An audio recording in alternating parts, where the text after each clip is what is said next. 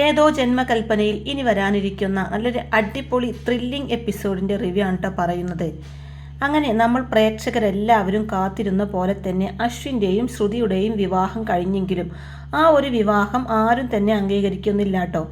എന്നാൽ ഒട്ടും പ്രതീക്ഷിക്കാതെ തൻ്റെ കല്യാണം കഴിഞ്ഞത് കൊണ്ട് തന്നെ ശ്രുതി ഇങ്ങനെ വളരെയധികം സങ്കടപ്പെട്ട് റൂമിൽ ഇങ്ങനെ ഇരിക്കായിരിക്കും. ഈ സമയം തന്നെ അഞ്ജലിയും ഒത്തിരി വിഷമത്തോടെ റൂമിൽ ഇങ്ങനെ ഇരിക്കുന്ന അതേ സമയം തന്നെ ശ്യാം അങ്ങോട്ടേക്ക് വന്നിട്ട് പറയുന്നുണ്ട്, അഞ്ജലി എനിക്ക് തന്നോടൊരു കാര്യം പറയാനുണ്ടെന്ന് പറയുമ്പോൾ, എന്താ ശ്യാമേട്ട, എന്താ പറയാനുള്ളതെന്ന് ഞാൻ ചോദിക്കുമ്പോൾ ശ്യാം പറയുന്നുണ്ട്, അതെ, കുഞ്ഞൻ കാണിച്ചതിൽ ഒരു ന്യായീകരണം നീ പറയണ്ട കേട്ടോ. അവനീ ചെയ്തതിലൊന്നും യാതൊരു കാര്യവുമില്ല. അവനെ നീ ന്യായീകരിച്ചിട്ടും ഒരു കാര്യവുമില്ല. അവൻ ചെയ്തത് തെറ്റ് തന്നെയാണ്, വലിയൊരു തെറ്റ്. ഒരിക്കലും നമ്മൾ അത് അംഗീകരിക്കാൻ പാടില്ല. ഇതൊരു കല്യാണമായിട്ട് അംഗീകരിക്കാനൊന്നും എന്നെക്കൊണ്ട് പറ്റുന്നില്ല അഞ്ജലി. ഇതൊക്കെയാണോ മാരേജ്? ഇതെന്ത് കല്യാണമാണെന്നൊക്കെ പറഞ്ഞ് അതിനെപ്പറ്റി കുറ്റപ്പെടുത്തി സംസാരിക്കുകയാണോ ശ്യാം? അഞ്ജലി മോളെ, ഞാൻ പറഞ്ഞത് മനസ്സിലായോ? ഇവരുടേത് ഒരു കല്യാണം ഒന്നുമല്ല. വെറുതെ ചുമ്മാ അമ്പലത്തിൽ പോയിട്ട് ഒരു മഞ്ഞച്ചരട് എടുത്തിട്ട് കഴുത്തിൽ കെട്ടിയിരിക്കുന്നു. അതൊരിക്കലും ഒരു കല്യാണമായിട്ട് അംഗീകരിക്കാൻ പറ്റില്ല എന്നൊക്കെ പറയുന്നുണ്ട് കേട്ടോ ശ്യാം. എന്നാൽ ശ്യാമിൻ്റെ വാക്കെല്ലാം കേട്ടുകൊണ്ട് തന്നെ അഞ്ജലി പറയുന്നുണ്ട്, അതേ ശ്യാമേട്ടൻ പറയുന്നതിനും കാര്യമുണ്ട്. അവർ ചുമ്മാ അമ്പലത്തിൽ പോയിട്ടൊരു മഞ്ഞച്ചരട് കെട്ടി. അത് വിചാരിച്ച് ഞാനും ഇതൊരിക്കലും ഒരു കല്യാണമായിട്ട് അംഗീകരിച്ചിട്ടില്ല. ഒരിക്കലും ഞാൻ അതിന് സമ്മതിക്കില്ല എന്നൊക്കെ പറയുന്നുണ്ട് കേട്ടോ അഞ്ജലിയും. അഞ്ജലിയുടെ വാക്കുകളൊക്കെ കേൾക്കുമ്പോൾ ശ്യാമിന് ഒത്തിരി സന്തോഷമാവുന്നുണ്ട്. എന്നിട്ട് ശ്യാം പറയുന്നുണ്ട്, അതേ അഞ്ജലി മോളെ, അത് തന്നെയാണ് എനിക്കും പറയാനുള്ളത്. അഞ്ജലി മോൾ ഇതുപോലെ തന്നെ എല്ലാവരോടും നല്ല സ്ട്രോങ് ആയിട്ട് നിൽക്കണം എന്ന് പറയുമ്പോൾ, ശരി ശ്യാമേട്ടാന്ന് പറയുന്നുണ്ട് കേട്ടോ അഞ്ജലി. എന്താണെങ്കിലും എന്ത് ചെയ്യണമെന്ന് എനിക്ക് നന്നായിട്ടറിയാം. ശ്യാമേട്ടൻ താഴേക്ക് വാ, എല്ലാവരോടും എനിക്കൊരു തീരുമാനം അറിയിക്കാനുണ്ടെന്നൊക്കെ പറഞ്ഞ് വളരെയധികം സ്ട്രോങ് ആയിക്കൊണ്ട് തന്നെ അഞ്ജലി ശ്യാമിനെയും കൂട്ടി താഴേക്ക് വരികയാണ്. അങ്ങനെ എല്ലാവരും അങ്ങോട്ടേക്ക് വന്നതിന് ശേഷം ലാസ്റ്റ് ആയിരിക്കട്ടോ ശ്രുതി വരുന്നത്. ശ്രുതിയെ കണ്ടയുടനെ തന്നെ അഞ്ജലി പറയുന്നുണ്ട്, ആ എല്ലാവരും വന്നല്ലോ, ശ്രുതിയും വന്നു. ഇനി ആരും വരാൻ ബാക്കിയില്ലല്ലോ. അതെ, നിങ്ങളോട് എല്ലാവരോടുമായിട്ട് എനിക്കൊരു കാര്യം പറയാനുണ്ട്. അപ്പോഴേക്കും എന്താ മോളെ, മോൾക്ക് എന്താ പറയാനുള്ളതെന്നും ചോദിക്കുന്നുണ്ട് കേട്ടോ മോഹൻ അങ്കിൾ. അപ്പം അഞ്ജലി പറയുന്നുണ്ട്, അതെ, അശ്വിൻ്റെയും ശ്രുതിയുടെയും വിവാഹം ഇതൊരിക്കലും ഒരു വിവാഹമായിട്ട് എനിക്ക് തോന്നിയിട്ടില്ല. ഇതൊരു കല്യാണമായിട്ട് ഞാൻ അംഗീകരിക്കില്ല എന്ന് പറയാണ് അഞ്ജലി. അപ്പോൾ അഞ്ജലിയുടെ ഈ വാക്കുകൾ കേൾക്കുമ്പോൾ തന്നെ അശ്വിന് വല്ലാതാവുന്നുണ്ട്. എന്നിട്ട് ചേച്ചി എന്നങ്ങ് വിളിക്കുമ്പോൾ തന്നെ അഞ്ജലി പറയുന്നുണ്ട്, കുഞ്ഞാ നീ ഒന്ന് മിണ്ടാതിരിക്കേ, ഞാൻ മുഴുവനും പറഞ്ഞില്ലല്ലോ. അതെ, ഞാൻ പറയുന്നത് ഒന്ന് പൂർത്തിയാക്കട്ടെ. അതെ, നിന്റെ ഓഫീസൊന്നുമല്ല ഇത്. ഞാൻ എന്തെങ്കിലും പറയുമ്പോഴേക്കും നീ ചാടിക്കളിച്ച് പറയാൻ വേണ്ടി. ഇതൊരു വീടാണ്. എല്ലാവർക്കും അവരുടേതായിട്ടുള്ള അഭിപ്രായം പറയാനുള്ള സ്വാതന്ത്ര്യം ഉണ്ട് ഈ വീട്ടിൽ.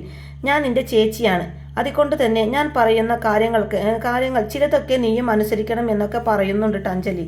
കുഞ്ഞാ, ഒരിക്കലും നിന്റെയും ശ്രുതിയുടെയും ഈ ഒരു കല്യാണമായിട്ട് എനിക്ക് അംഗീകരിക്കാൻ കഴിയില്ല. ചുമ്മാ അമ്പലത്തിലേക്ക് അങ്ങ് പോയിട്ട് മുഹൂർത്തം പോലും നോക്കാതെ ഒരു മഞ്ഞച്ചരട് അവളുടെ കഴുത്തിലിട്ട് കെട്ടിക്കൊടുത്താൽ അതൊരു താലികെട്ടായിട്ട് നീ അംഗീകരിക്കുമായിരിക്കും. പക്ഷേ അതൊന്നും ഉൾക്കൊള്ളാൻ എനിക്കും മുത്തശ്ശിക്കും ആർക്കും തന്നെ കഴിയില്ല എന്നൊക്കെ പറയൂട്ടോ. താലിക്കെട്ടിന് ശേഷം ഒരുപാട് ചടങ്ങുകളൊക്കെ പൂർത്തിയാക്കാനുണ്ട്. അതെല്ലാം കഴിഞ്ഞാൽ മാത്രമേ കല്യാണമാവുകയുള്ളൂ. ആകാശിൻ്റെയും പ്രീതിയുടെയും താലിക്കെട്ട് കഴിഞ്ഞതിന് ശേഷം ഒത്തിരി അധികം ചടങ്ങുകളൊക്കെ ചെയ്യുന്നത് നീയും കണ്ടതല്ലേ. അതുപോലെ തന്നെ നിങ്ങളുടെ കല്യാണമായി അംഗീകരിക്കണമെങ്കിൽ അതുപോലെ തന്നെ ചടങ്ങുകളെല്ലാം പൂർത്തിയാക്കണം എന്ന് പറയുകയാണ് അഞ്ജലി. എന്നാൽ അഞ്ജലിയുടെ ഈ ഒരു തീരുമാനം കേൾക്കുമ്പോൾ എല്ലാവർക്കും സന്തോഷമാവുന്നുണ്ട് കേട്ടോ, ശ്യാമിനൊഴികെ.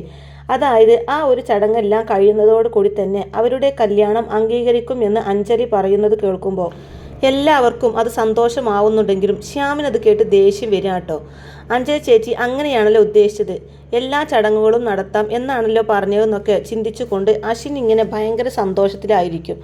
അശ്വിൻ ശ്രുതിയുടെ കഴുത്തിൽ താലി കെട്ടി എന്നത് മാത്രം പരിഗണിച്ചുകൊണ്ട് തന്നെ അതിനുശേഷമുള്ള എല്ലാ ചടങ്ങുകളും ആകാശവും പ്രീതിയും ചെയ്ത എല്ലാ ചടങ്ങുകളും അശ്വിനെയും ശ്രുതിയെയും കൊണ്ട് ചെയ്യിപ്പിക്കുന്നുണ്ട്.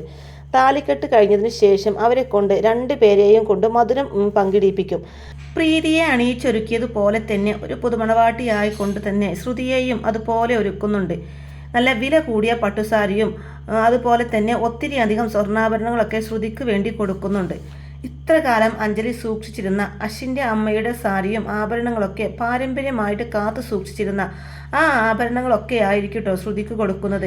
എന്നാൽ പാരമ്പര്യമായിട്ട് കൈമാറി വന്ന തൻ്റെ അമ്മയുടെ ആഭരണങ്ങളെല്ലാം തന്നെ ശ്രുതി അണിയുന്നത് കാണുന്ന സമയം ആ ഒരു ആഭരണത്തിൽ ശ്രുതിയെ കാണുമ്പോൾ അശ്വിന് വല്ലാത്ത സന്തോഷം തോന്നുന്നുണ്ട്. പിന്നീട് അങ്ങനെ അഞ്ജലി ശ്രുതിയെ പുതുമണവാട്ടിയായി അംഗീകരിച്ചു കൊണ്ട് തന്നെ അവരെല്ലാവരും ഗൃഹപ്രവേശനം ചെയ്യാൻ വേണ്ടിയിട്ട് അണിയിച്ചൊരുങ്ങി പുറത്തേക്ക് നിൽക്കുകയാണ്. അങ്ങനെ എല്ലാവരും ആ ഒരു ഗൃഹപ്രവേശനത്തിന് മുമ്പായിട്ട് വീടിന് വെളിയിൽ നിൽക്കുന്നുണ്ട്. അവിടെ ഉമ്മറത്ത് വെച്ചിരിക്കുന്ന ഒരു അരിക്കലമുണ്ട്. ആ അരിക്കലം തട്ടിക്കൊണ്ട് തന്നെ അശ്വിനോട് ശ്രുതിയോടും അകത്തേക്ക് കയറി പോവാൻ പറയുന്ന സമയത്ത് അശ്വിനും ശ്രുതിയും വലതുകാൽ വെച്ചിട്ട് അകത്തേക്ക് അങ്ങ് കയറാൻ നോക്കുന്നതും അഞ്ജലി കുഞ്ഞിനെ തടഞ്ഞുകൊണ്ട് ചോദിക്കുന്നുണ്ട്, കുഞ്ഞ, ഈ വീട്ടിലെ ആചാരങ്ങളും അനുഷ്ഠാനങ്ങളും ഇത്ര കാലമായിട്ട് നിനക്കറിയില്ലേ? അതോ നീ അതെല്ലാം മനഃപൂർവ്വം മറന്നു പോയതാണോ എന്ന് ചോദിക്കുകയാണ് അഞ്ജലി. അപ്പോൾ അത് കേൾക്കുന്ന അശ്വിൻ ചോദിക്കുന്നുണ്ട്, എന്താ ചേച്ചി എന്താ ഉദ്ദേശിച്ചതെന്ന് ചോദിക്കുമ്പോൾ അഞ്ജലി പറയുന്നുണ്ട്, അതെ, ആകാശപ്രീതിയുമായി ഗൃഹപ്രവേശനം നടത്തിയില്ലേ, അതുപോലെ തന്നെ നീ ശ്രുതിയുമായിട്ട് നടത്തണമെന്ന് പറയും. ഓ, അതെങ്ങനെയാ? ആ സമയത്ത് നീ ഇവിടെ ഉണ്ടായിരുന്നില്ലല്ലോ. ആ സമയത്ത് നീ ശ്രുതിയുമായിട്ട് ആരോടും പറയാതെ താലി കെട്ടാൻ പോയേക്കുമായിരുന്നില്ലേ? അപ്പോഴേക്കും മനോരമ പറയുന്നുണ്ട്, ആ അഞ്ജലി ബേബി, അത് ശരിയാ. ആകാശിൻ്റെയും പ്രീതിയുടെയും വിവാഹ ചടങ്ങുകളെല്ലാം നടക്കുന്ന സമയത്ത് ഇവർ രണ്ടുപേരും ഇവിടെ ഉണ്ടായിരുന്നില്ലല്ലോ. ആ സമയത്ത് ഇവരുടെ കല്യാണ പരിപാടിയുമായിട്ട് തിരക്കിലായിരുന്നില്ല എന്നൊക്കെ ചോദിച്ചുകൊണ്ട് മനോരമ അങ്ങനെ കളിയാക്കി ചിരിക്കും. അതുകൊണ്ട് അവർക്കതെല്ലാം വ്യക്തമായിട്ടൊന്ന് പറഞ്ഞു കൊടുക്ക്. അതൊന്നും കാണാൻ ഇവരിവിടെ ഉണ്ടായിരുന്നില്ലല്ലോ എന്നൊക്കെ പറഞ്ഞുകൊണ്ട് തന്നെ മനോരമ അങ്ങനെ കളിയാക്കി ചിരിക്കുകയാണ്. അപ്പോൾ അഞ്ജലി പറഞ്ഞു കൊടുക്കുന്നുണ്ട്, കുഞ്ഞ, ഈ വീട്ടിലൊരു ആചാരവും അനുഷ്ഠാനങ്ങളൊക്കെയുണ്ട്. നീ ഇങ്ങോട്ടേക്ക് ഗൃഹപ്രവേശനം നടക്കുന്ന സമയം തന്നെ ശ്രുതിയെ പൊക്കിയെടുത്തിട്ട് വേണം അകത്തേക്ക് കയറാനായിട്ട് എന്ന് പറയുമ്പോൾ അതൊന്നും വേണ്ട ചേച്ചി എന്ന് പറയാൻ കേട്ടോ അശ്വിൻ. ഞങ്ങൾ ഇതുപോലെ വലതുകാല് വെച്ച് അകത്തേക്ക് കയറിക്കോളാന്ന് പറഞ്ഞ് നിൽക്കുകയായിരിക്കും അശ്വിൻ. അപ്പോഴേക്കും അഞ്ജലി പറയുന്നുണ്ട്, അതൊന്നും പറ്റില്ല കുഞ്ഞ, ഇത് ഇവിടുത്തെ ആചാരമാണ്. പരസ്യമായിട്ട് ഇങ്ങനെയാണ് ഗൃഹപ്രവേശനം നടത്താറ്. അതിപ്പോൾ നീയായിട്ട് തെറ്റിക്കാൻ പാടില്ല എന്നൊക്കെ അഞ്ജലി പറയുമ്പോൾ മുത്തശ്ശിയും പറയുന്നുണ്ട്, അതെ, അഞ്ജലി മോള് പറഞ്ഞത് 100% ശരിയാണ്. ഇവിടെ ഈ തറവാട്ടിൽ ആരുടെയെങ്കിലും കല്യാണം കഴിഞ്ഞാൽ അരിക്കലം തട്ടിക്കൊണ്ട് തന്നെ ഭാര്യമാരെ പൊക്കിയെടുത്തിട്ട് വേണം ഭർത്താവ് അകത്തേക്ക് കടക്കാൻ. ബാക്കിയുള്ളിടത്തൊക്കെ എന്തെങ്കിലുമൊക്കെ ആയിക്കോട്ടെ, ഇവിടുത്തെ ചടങ്ങുകൾ നിങ്ങൾക്ക് വേണ്ടി മാത്രം തെറ്റിക്കാൻ പറ്റില്ല എന്ന് പറയും മുത്തശ്ശിയും. അപ്പോഴേക്കും ശ്രുതി അശ്വിൻ്റെ മുഖത്തേക്ക് ഇങ്ങനെ നോക്കി നിൽക്കുന്ന സമയത്ത് തന്നെ പെട്ടെന്ന് ശ്രുതിയെ വാരി പൊക്കിയെടുക്കുകയാണ് കേട്ടോ അശ്വിൻ. എന്നിട്ട് ശ്യാമിനെ ഇങ്ങനെ നോക്കുന്നുണ്ട്. ശ്യാമിനിട്ട് നല്ലൊരു പണി കൊടുക്കാമെന്ന് മനസ്സിൽ ചിന്തിച്ചു കൊണ്ടായിരിക്കട്ടോ ശ്രുതിയെ ഇങ്ങനെ പൊക്കിയെടുക്കുന്നത്. അപ്പോഴേക്കും ശ്രുതി ഇങ്ങനെ അശ്വിൻ്റെ കഴുത്തിലൂടെ ഇങ്ങനെ ചുറ്റി പിടിക്കുന്നുണ്ട് കേട്ടോ. അതിനുശേഷം അശ്വിൻ ആ ഒരു അരിക്കലം തട്ടിക്കൊണ്ട് തന്നെ വലതുകാൽ വെച്ച് അകത്തേക്ക് ഇങ്ങനെ കയറി വരുന്നുണ്ട്. എന്നാൽ അശ്വിൻ ശ്രുതിയെ ഇങ്ങനെ പൊക്കിയെടുത്തുകൊണ്ട് അകത്തേക്ക് കയറി വരുന്നതെല്ലാം കാണുമ്പോൾ ശ്യാമിന് ഭയങ്കര ദേഷ്യം വരും. എന്നിട്ട് അകത്തേക്ക് കയറി വന്ന ഉടനെ തന്നെ ശ്രുതിയെ അങ്ങ് പെട്ടെന്ന് താഴേക്ക് ഇടുന്നുണ്ട് കേട്ടോ അശ്വിൻ. അങ്ങനെ ആ ഒരു ചടങ്ങ് എല്ലാം കഴിഞ്ഞതിന് ശേഷം, ഗൃഹപ്രവേശനം കഴിഞ്ഞതിന് ശേഷം എല്ലാവരും അകത്തേക്ക് കയറിപ്പോവും. പിന്നീട് അങ്ങനെ കുറച്ചധികം ഡ്രസ്സുകളൊക്കെ ആയിട്ട് അഞ്ജലി ശ്രുതിയുടെ അടുത്തേക്ക് വന്നിട്ട് കൊടുക്കുന്നുണ്ട്. എന്നിട്ട് പറയുന്നുണ്ട്, ഇത് നിനക്ക് ആദ്യ രാത്രി ഉടുക്കാനുള്ള ഡ്രസ്സാണ്. നിങ്ങൾ രണ്ടുപേരും കുളിച്ച് ഫ്രഷ് ആയിട്ട് ഈ ഡ്രസ്സ് ഇട്ടിട്ട് ഇരിക്കണം എന്ന് പറഞ്ഞുകൊണ്ട് തന്നെ ആ ഒരു ഡ്രസ്സ് എല്ലാം തന്നെ ശ്രുതിയുടെ കയ്യിലേക്ക് കൊടുക്കുന്നുണ്ട്. എന്നാൽ ഇതെല്ലാം കണ്ടുകൊണ്ട് നിൽക്കുന്ന അശ്വിൻ, അത് പിന്നെ ചേച്ചി എന്ന് പറയുമ്പോൾ അഞ്ജലി പറയും, അതെ, ഞാൻ പറയുന്നതെല്ലാം നീ അതുപോലെ അങ്ങ് അനുസരിച്ചാൽ മതി കുഞ്ഞാ എന്ന് പറയും. അങ്ങനെ അഞ്ജലി കൊടുത്ത ഡ്രസ്സ് അശ്വിനും ശ്രുതിയും വാങ്ങിച്ചുകൊണ്ട് അവർ മുകളിലേക്ക് പോകാൻ നോക്കുകയാണ്. അശ്വിനും ശ്രുതിയും അവിടെ നിന്ന് കയറി പോകുമ്പോൾ അഞ്ജലി പുറകെ നിന്ന് വിളിച്ച് പറയുന്നുണ്ട്, അതെ, നിങ്ങൾ ഇങ്ങനെയല്ല കയറി പോവേണ്ടത്.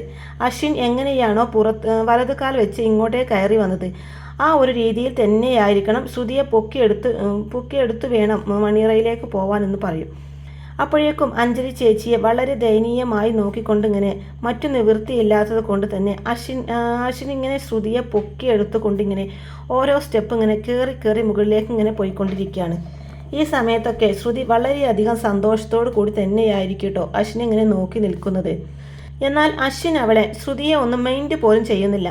അങ്ങനെ മുകളിൽ എത്തിയതോടു കൂടി തന്നെ അശ്വിൻ ശ്രുതിയെ അങ്ങനെ നിലത്ത് വെക്കാൻ നോക്കുന്ന സമയത്തായിരിക്കട്ടോ ശ്രുതിയുടെ കമ്മൽ ഇങ്ങനെ അശ്വിൻ്റെ ഡ്രസ്സിൽ കുടുങ്ങിയിരിക്കുന്നത് കാണുന്നത്. എന്നാൽ ആ ഒരു കമ്മൽ കുടുങ്ങിയത് കൊണ്ട് തന്നെ പെട്ടെന്ന് ശ്രുതിയെ നിലത്തിറക്കാൻ അശ്വിന് കഴിയുന്നില്ല. ഒരു മിനിറ്റ് വെയിറ്റ് ചെയ്യുമെന്നും പറഞ്ഞുകൊണ്ട് ആ ഒരു ഷർട്ടിൽ നിന്നും കമ്മൽ എടുത്ത് മാറ്റിയതിന് ശേഷം ആയിരിക്കട്ടോ ശ്രുതിയെ താഴെ ഇറക്കുന്നത്. മനസ്സിൽ എത്ര ദേഷ്യമുണ്ടെങ്കിലും അശ്വിൻ തന്നെ ഇത്രമാത്രം കെയർ ചെയ്യുന്നുണ്ടല്ലോ എന്ന് ചിന്തിച്ചുകൊണ്ട് ശ്രുതിക്കും സന്തോഷമാവുന്നുണ്ട്.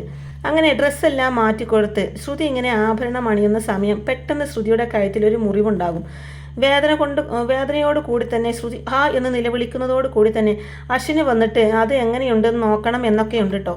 എന്നാൽ ശ്രുതിയോടുള്ള ആ ഒരു ദേഷ്യം കൊണ്ട് തന്നെ ആ ഒരു ഈഗോ കാരണം അശ്വിനൊന്നും ചോദിക്കില്ല. ശ്യാമുമായിട്ടുള്ള ആ ഒരു രഹസ്യബന്ധം സൂക്ഷിക്കുന്നുണ്ട് എന്നൊക്കെ ചിന്തിച്ചു കൊണ്ട് തന്നെ ആ ഒരു ദേഷ്യവും അകൽച്ചയും ഒക്കെ ശ്രുതിയോട് ഉടനീളം കാണിക്കുന്നുണ്ട് കേട്ടോ അശ്വിൻ. അങ്ങനെ അഞ്ജലി കൊടുത്ത ആ ഒരു ആഭരണങ്ങളെല്ലാം അണിഞ്ഞുകൊണ്ട് തന്നെ ശ്രുതി അവിടെ നിൽക്കുന്ന സമയം അഞ്ജലി ഒരു ഗ്ലാസ് പാലും കുറേ ഫ്രൂട്ട്സുമായിട്ട് അങ്ങോട്ടേക്ക് വന്നിട്ട് ശ്രുതിയോട് പറയുന്നുണ്ട്, അതെ നീ ഇവിടെ തന്നെ നിന്നാൽ മതി, ഫസ്റ്റ് നൈറ്റിന് വേണ്ടിയിട്ട് അശ്വിൻ ഇങ്ങോട്ടേക്ക് വരും എന്നൊക്കെ പറഞ്ഞ് ആ പാലും ഫ്രൂട്ട്സും എല്ലാം ശ്രുതിയെ ഏൽപ്പിച്ചിട്ടായിരിക്കും കേട്ടോ അഞ്ജലി അവിടെ നിന്നും പോകുന്നത്. അങ്ങനെ കുറച്ച് കഴിഞ്ഞതിന് ശേഷം അശ്വിൻ റൂമിലേക്ക് വരുന്ന സമയത്ത് ശ്രുതി അവിടെ ഒരുങ്ങി നിൽക്കുന്നതൊക്കെ കാണുകയാണ് കേട്ടോ. ശ്രുതി ഇങ്ങനെ അണിഞ്ഞൊരുങ്ങിക്കൊണ്ട് ഒരു ഗ്ലാസ്സിൽ പാലും അതുപോലെ തന്നെ കുറച്ച് ഫ്രൂട്ട്സുമായിട്ട് അവിടെ അങ്ങനെ നിൽക്കുന്നതായിട്ട് കാണും. എന്നാൽ ശ്രുതിയെ കാണുന്ന സമയം തന്നെ അശ്വിൻ അങ്ങ് ദേഷ്യം വരും. എന്നിട്ട് ചോദിക്കുന്നുണ്ട്, നീ എന്താ ഫസ്റ്റ് നൈറ്റ് ആഘോഷിക്കാൻ വേണ്ടി എൻ്റെ ബെഡ്റൂമിൽ വന്ന് നിൽക്കുകയാണോ? എടി, എനിക്ക് നിന്നെ കാണുന്നത് പോലും വെറുപ്പാണ്. നിന്നെ ഒരു നോട്ടം പോലും ഞാൻ നോക്കില്ല. എൻ്റെ ഭാര്യയാവാനുള്ള യാതൊരു അർഹതയും നിനക്കില്ല. അതെ, ഇത് എൻ്റെ റൂമാണ്. എനിക്കിഷ്ടമില്ലാത്തവരൊന്നും എൻ്റെ റൂമിൽ നിൽക്കുന്നത് എനിക്കിഷ്ടമല്ല. നിനക്ക് പറ്റിയത് ഈ റൂമല്ല, ഇറങ്ങിപ്പോടി എന്നൊക്കെ പറഞ്ഞുകൊണ്ട് തന്നെ ദേഷ്യപ്പെട്ട് ശ്രുതിയെ അവിടെ നിന്ന് ഉന്തി തള്ളിക്കൊണ്ട് ബാൽക്കണിയുടെ അങ്ങോട്ടേക്ക് ആക്കുകയാണ് കേട്ടോ അശ്വിൻ. എന്നിട്ട് പെട്ടെന്ന് അങ്ങ് ഡോർ അടക്കുകയാണ്. അതോടുകൂടി തന്നെ ശ്രുതിക്ക് ഭയങ്കര സങ്കടമാവുന്നുണ്ട്. അങ്ങനെ ശ്രുതിയെ പുറത്താക്കിക്കൊണ്ട് തന്നെ അശ്വിൻ വാതിലടിച്ച് അവിടെ കിടന്നുറങ്ങായിരിക്കും. എന്നാൽ ഇതേ സമയം തന്നെ ശ്രുതി ഇങ്ങനെ തണുത്ത് വിറക്കാവും. അശ്വിൻ തന്നെ പുറത്താക്കിയ സമയത്ത് തനിക്കൊരു തലയണയോ പുതപ്പോ ഒന്നും തന്നെ കൊടുത്തിട്ടുണ്ടാവില്ല. എന്നാൽ ഒന്ന് ഉറങ്ങി ഉണർന്നതിന് ശേഷം അശ്വിൻ ഇങ്ങനെ ചിന്തിക്കുകയാണ്. അതായത് അന്ന് അശ്വിനും ശ്രുതിയും ആ ഒരു കാട്ടിലകപ്പെട്ട അന്നത്തെ ആ ഒരു ഒറ്റപ്പെട്ട രാത്രി, അന്ന് രാത്രി ശ്രുതിയെ കുറച്ച് നേരം തന്നെ ഇരുത്തിയപ്പോഴേക്കും തണുത്ത് വിറച്ച് പനിച്ച് വിറച്ച് ആകെ ഇങ്ങനെ വിറയിലൊക്കെ കൊണ്ടിരുന്നില്ലേ. ഇനിയൊരു പക്ഷേ അവളെങ്ങാനും ആ ബാൽക്കണിയിൽ കിടന്ന അതുപോലെ എങ്ങാനും പനിച്ച് തണുത്ത് വിറക്കുമോ എന്ന് ചിന്തിച്ചുകൊണ്ട് തന്നെ അശ്വിന് ടെൻഷനാവുന്നുണ്ട്. എന്നാൽ ഇതേ സമയം ശ്രുതിക്കാവട്ടെ ഉറക്കം പോലും വരുന്നില്ല. ശ്രുതി ഭയങ്കര സങ്കടപ്പെട്ടിങ്ങനെ കരഞ്ഞുകൊണ്ടിരിക്കുകയായിരിക്കും. എന്നാൽ തണുപ്പത്ത് ആ ഒരു ബാൽക്കണിയിൽ മഞ്ഞൊക്കെ കൊണ്ട് തന്നെ ശ്രുതി ഇങ്ങനെ തണുത്ത് വിറച്ച് ആകെ ഉരുക്കിയിരിക്കുകയായിരിക്കും. അശ്വിന് യാതൊരു സമാധാനവും ഇല്ലാത്തത് കൊണ്ട് തന്നെ പെട്ടെന്ന് ബാൽക്കണിയിലെ ഡോർ തുറന്നുകൊണ്ട് തന്നെ എന്തെങ്കിലുമൊക്കെ ആവട്ടെ എന്ന് ചിന്തിച്ചുകൊണ്ട് ഒരു പുതപ്പ് എടുത്തിട്ട് ശ്രുതിയുടെ മേലേക്ക് അങ്ങ് വലിച്ചെറിഞ്ഞു കൊടുക്കും. എന്നാൽ ആ ഒരു പുതപ്പ് കൊണ്ട് അങ്ങനെ അന്നത്തെ രാത്രി കഴിച്ചു കൂട്ടുകയാണ് ശ്രുതി. എന്നാൽ രാവിലെ ആയ ഉടനെ തന്നെ അശ്വിൻ്റെ കഥകിൽ വന്നിട്ട് ഇങ്ങനെ മുട്ടുന്നുണ്ട് അഞ്ജലി. പെട്ടെന്ന് അശ്വിൻ നോക്കുന്ന സമയത്ത് ശ്രുതി അവിടെ ഒന്നും കാണുന്നില്ലല്ലോ. എന്നിട്ട് ഉറക്കത്തിൽ നിന്ന് ചാടി അങ്ങ് എഴുന്നേറ്റ് കൊണ്ട് തന്നെ അശ്വിൻ ഇങ്ങനെ വാതിൽ തുറക്കാൻ നോക്കും. പെട്ടെന്ന് അഞ്ജലി ചേച്ചിയാണ് വിളിക്കുന്നതെന്ന് ചിന്തിച്ചുകൊണ്ട് തന്നെ അശ്വിൻ ഇങ്ങനെ ചുറ്റും നോക്കുന്ന സമയത്തായിരിക്കട്ടോ ബാൽക്കണിയിൽ ആ ഒരു പുതപ്പ് മൂടിക്കൊണ്ട് തന്നെ ശ്രുതി കിടക്കുന്നതായിട്ട് കാണുന്നത്. അശ്വിൻ പോയിട്ട് ശ്രുതിയെ ഇങ്ങനെ പൊക്കിയെടുത്ത് കൊണ്ടുവന്ന് നേരെ ബെഡിൽ കൊണ്ടുവന്ന് ഇടുന്നുണ്ട്. എന്നിട്ട് വാതിൽ തുറക്കുന്നതിന് മുമ്പായിട്ട് തന്നെ ശ്രുതിയുടെ നെറ്റിയിലെ സിന്ദൂരം ഇങ്ങനെ മായ്ച്ചു കൊടുക്കുന്നുണ്ട്. അതിനുശേഷം ആയിരിക്കട്ടോ അഞ്ജലിക്ക് ഡോർ തുറന്നു കൊടുക്കുന്നത്. അപ്പോൾ അഞ്ജലി ചോദിക്കുന്നുണ്ട്, എന്താ കുഞ്ഞാ, ഇത്ര നേരമായിട്ട് നിങ്ങൾ എഴുന്നേറ്റില്ലേ? പൂജയ്ക്ക് വേണ്ടിയിട്ട് മുത്തശ്ശൻ വിളിക്കുന്നുണ്ട്. നിങ്ങൾ രണ്ടുപേരും എത്രയും പെട്ടെന്ന് തന്നെ കുളിച്ച് ഫ്രഷായി പൂജയ്ക്ക് വായോ എന്നൊക്കെ പറഞ്ഞുകൊണ്ട് തന്നെ അഞ്ജലി അവിടെ നിന്നങ്ങ് പോകും. എന്നാൽ അഞ്ജലി അവിടെ നിന്ന് പോകുന്നത് വരെ ശ്രുതി നല്ല രീതിയിൽ തന്നെ നിൽക്കും. അഞ്ജലി പോയതിന് ശേഷം അശ്വിനോട് ഇങ്ങനെ ദേഷ്യപ്പെടുന്നൊക്കെയുണ്ട് ശ്രുതി. നിങ്ങൾ എന്തിനാണ് എന്നെ ഇവിടെ കൊണ്ടുവന്ന് കിടത്തിയത്? നിങ്ങളുടെ റൂമിൽ നിൽക്കാൻ എനിക്ക് യാതൊരു അവകാശവും ഇല്ല എന്നൊക്കെ പറഞ്ഞ് എന്നെ ഇവിടെ നിന്ന് ആട്ടിപ്പുറത്താക്കിയതല്ലേ? എന്നിട്ട് നിങ്ങളുടെ ചേച്ചി വന്നപ്പോൾ മാത്രം എന്തിനാണ് നിങ്ങൾ എന്നെ ഇങ്ങോട്ടേ കൊണ്ടുവന്നതെന്നൊക്കെ ചോദിച്ചുകൊണ്ട് തന്നെ ശ്രുതി ഇങ്ങനെ അശ്വിനോട് ദേഷ്യപ്പെടുന്നുണ്ടെങ്കിലും അശ്വിൻ ഒരു മൈൻഡ് പോലും ചെയ്യുന്നില്ല. എന്താണെങ്കിലും അഞ്ജലി പറഞ്ഞ ആ പൂജയ്ക്ക് പങ്കെടുക്കാൻ വേണ്ടി രണ്ടുപേരും കുളിച്ച് ഫ്രഷായി നേരെ താഴേക്ക് ചെല്ലുന്നുണ്ട്. എന്നാൽ പൂജ നടത്തിയതിന് ശേഷം പ്രസാദമെല്ലാം കൊടുക്കാൻ വേണ്ടിയിട്ട് പ്രീതിയെ ആയിരിക്കട്ടോ ഏൽപ്പിക്കുന്നത്. പൂജ ഒക്കെ കഴിഞ്ഞ് പ്രസാദം പ്രീതി എല്ലാവർക്കും കൊടുക്കുന്നുണ്ടെങ്കിലും ഭയങ്കര ആകാംക്ഷയോട് കൂടി തന്നെ കയ്യും നീട്ടിയിരിക്കുകയായിരിക്കും ശ്രുതി. എന്നാൽ പ്രീതിയാവട്ടെ ശ്രുതിയെ ഒന്നും മൈൻഡ് പോലും ചെയ്യാതെ എല്ലാവർക്കും പ്രസാദമൊക്കെ കൊടുക്കുന്നുണ്ടെങ്കിലും ശ്രുതിക്ക് മാത്രം പ്രസാദം കൊടുക്കുന്നില്ല. ശ്രുതിക്കത് ഭയങ്കര സങ്കടമായിരിക്കും. അങ്ങനെ ശ്രുതി സങ്കടപ്പെട്ട് നിൽക്കുന്നത് കണ്ടുകൊണ്ട് തന്നെ മനോരമ പറയുന്നുണ്ട്, ഓ ചേച്ചിയുടെയും അനിയത്തിയുടെയും അഭിനയം തുടങ്ങി. രണ്ടുപേരും ഞങ്ങളെ സന്തോഷിപ്പിക്കാൻ വേണ്ടിയിട്ട് വെറുതെ അഭിനയിച്ച് കൂട്ടുന്നതാണിതൊക്കെ. നമ്മളെ ബോധ്യപ്പെടുത്താൻ വേണ്ടിയിട്ടായിരിക്കും ചേച്ചിയും അനിയത്തിയും പിണങ്ങിയതുപോലെ നിൽക്കുന്നതെന്നൊക്കെ മനോരമ പറയുന്നത് കേട്ടിട്ട് സഹിക്കാൻ കഴിയാതെ പ്രീതി അവിടെ നിന്നങ്ങ് അകത്തേക്ക് കയറിപ്പോവും. എന്നാൽ കല്യാണം കഴിഞ്ഞ് എല്ലാ ചടങ്ങുകളും കഴിഞ്ഞിട്ടുണ്ടാവും. പക്ഷേ അശ്വിനും ശ്രുതിയും തമ്മിൽ കാണുന്ന സമയത്തൊക്കെ കീരിയും പാമ്പും പോലെയായിരിക്കും കേട്ടോ. കീരിയും പാമ്പും പോലെയാണെങ്കിലും എല്ലാവരുടെയും മുമ്പിൽ വെച്ച് ഭയങ്കര സ്നേഹപ്രകടനമായിരിക്കും കേട്ടോ അശ്വിന്. ഒരിക്കൽ അശ്വിൻ ശ്രുതിയോട് ഇങ്ങനെ ദേഷ്യപ്പെട്ട് സംസാരിക്കുന്നതെല്ലാം തന്നെ മനോരമ കാണുന്നുണ്ട്. അതുകൊണ്ട് തന്നെ ശരിക്കും ഇവർ തമ്മിൽ ഭാര്യാഭർത്താക്കന്മാരായിട്ട് തന്നെയാണോ കഴിയുന്നത്, അതോ ഇവർ തമ്മിൽ എന്തെങ്കിലും അഡ്ജസ്റ്റ്മെൻ്റ് ആണോ എന്നൊക്കെ ചിന്തിച്ചുകൊണ്ട് തന്നെ ഇതിൻ്റെ സത്യാവസ്ഥ എന്താണെന്ന് അറിയണം എന്ന് ചിന്തിച്ചുകൊണ്ട് മനോരമ പിന്നീട് അശ്വിൻ്റെയും ശ്രുതിയുടെയും പുറകെ തന്നെയായിരിക്കും. അശ്വിനെയും ശ്രുതിയെയും എപ്പോഴും ദൂരെ നിന്ന് കാണുന്ന സമയം അവർ എപ്പോഴും കീരിയും പാമ്പും പോലെ എപ്പോഴും വഴക്കായിരിക്കും. എന്നാൽ മനോരമ മുന്നിൽ പ്രത്യക്ഷപ്പെടുന്നതോടു കൂടി തന്നെ ഭയങ്കര സ്നേഹത്തോടു കൂടെ മാത്രമായിരിക്കും കേട്ടോ അശ്വിൻ ശ്രുതിയോട് പെരുമാറുന്നത്. എന്താണെങ്കിലും ഇവർക്കിടയിലെ സത്യം എന്താണെന്ന് കണ്ടെത്താൻ വേണ്ടി മനോരമ ഇങ്ങനെ ദൂരെ നിന്ന് വാച്ച് ചെയ്യുന്നുണ്ട്. അതിനുവേണ്ടി ഒരു ബൈനോക്കുലറൊക്കെ സെറ്റ് ചെയ്യുന്നുണ്ട് കേട്ടോ. അശ്വിനും ശ്രുതിയും ബാൽക്കണിയുടെ അവിടെ നിന്ന് തന്നെ ദേഷ്യപ്പെട്ട് രണ്ടുപേരും കൂടെ വഴക്കിട്ട് സംസാരിക്കുന്ന സമയം തന്നെ ഇത് കാണാൻ വേണ്ടി മനോരമ ദൂരെ നിന്ന് ബൈനോക്കുലറുമായിട്ട് വാച്ച് ചെയ്യും.